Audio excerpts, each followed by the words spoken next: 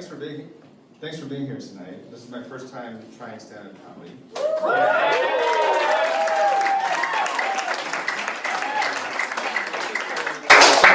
Workshop here, and it was really hard, and especially I feel like it was a little bit harder for me because I went to the wrong kind of school. DF kept telling me, "Dumb it down, dude," and I was just like, "I'm trying." And then he's like, "The thing is, I went to the school and we had an acapella group. We named it the Logarithms. So you know,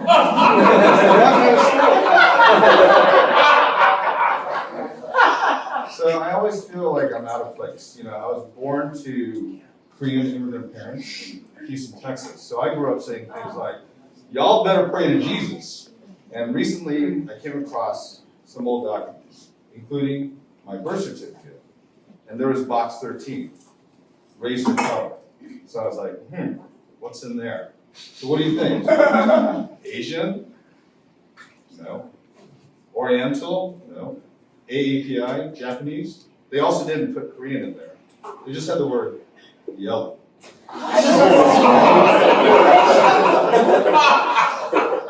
I feel like, you know, my whole life is like I'm in the wrong place or I'm not fitting in. You know, being a good Korean boy, I kind of grew up learning a musical instrument. So you think piano? No. Violin? Also another good guess. The thing was that in Houston, there was this guy who was Scottish who decided to retire, and he moved in next door to my principal. So there you get it. My first musical instrument was a Scottish bagpipes. So I went on a school trip to Scotland. I played like at a bunch of festivals, and they even got pictured in a local newspaper. And I'm just imagining the headline. Weird Asian kid from America wears kilts and plays our songs. So now, you know, I'm getting a bit older, and I find myself being a bit more social than a lot of my peers. I have a lot of younger friends, and they can't really identify with some of the things I grew up with. You know, for example, if you were getting together with someone and you didn't know whether you were being stood up or whether running into problems. I mean, we didn't have cell phones, and you know, they just can't identify with that. I was one of those guys in the 80s who thought I was really cool because I had a pager. But, you know, think about that. Not really that useful. I know, maybe they'll page me. And then, like, if they remember your number, then you're running around the restaurant asking, "Can I use your phone?" And it's like, no.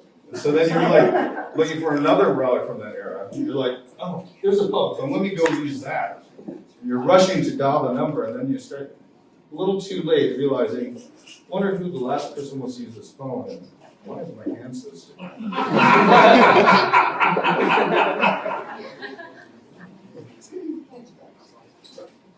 So I'm forgetting my next bit, so.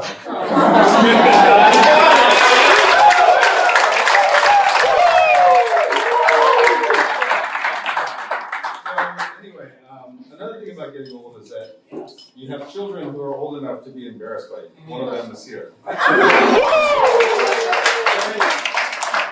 so, like, you know, they're like always rolling their eyes at you, and you're kind of like, sometimes I do things just to annoy them. So, you know, like, "Dad, you're not cool because you have a pair of Yeezys." And I'm just looking at them like, I didn't get them because I wanted to look cool. I just wanted to make you annoyed.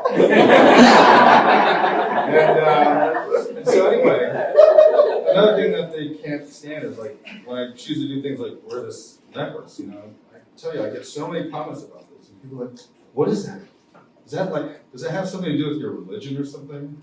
And I'll look at them all like, "Yeah, it's the sermon of soul." You know, they're looking at you and they're like, "I'm not sure if he's serious, but I don't want to be called racist because it could be his like Asian religion thing." And then finally I'll break and I'll be like, "Nah, it's not really." No.